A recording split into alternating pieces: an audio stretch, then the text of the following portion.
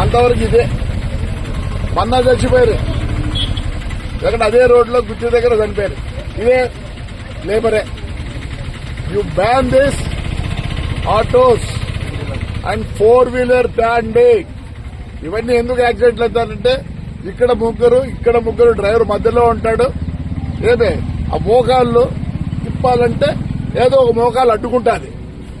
వాడు ఎక్స్పెక్ట్ చేసి ఇప్పుడు స్టీరింగ్ ఉంటే తిప్పుతాడు. ఇక్కడేమైతుంది పక్కనుండే మోకాళ్ళు అడ్డుకొని అది తిరగదు.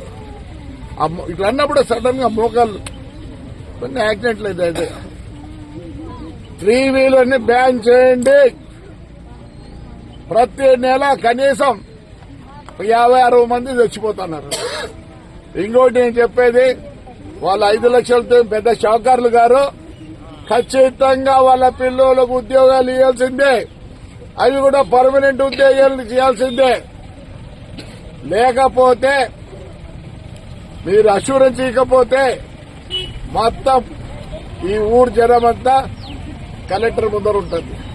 ఇప్పుడు ఎవరు వస్తున్నారు, మినిస్టర్ గారు వస్తున్నారు, కలెక్టర్ గారు వస్తున్నారు. దయచేసి మీ 5 లక్షలు ఏమి చేయదు వాళ్ళకి. వాళ్ళ పిల్లలు ఖచ్చితంగా మీరు ఉద్యోగం పర్మనెంట్ ఉద్యోగం ఇవ్వాల్సిందే. చంద్రబాబు నాయుడు చెప్పండి, ఆయన చేయగలడు, చేస్తాడు కూడా. రేపు స్పందనలో నేను రిప్రజెంట్ చేస్తాను దీని గురించి. Thank you.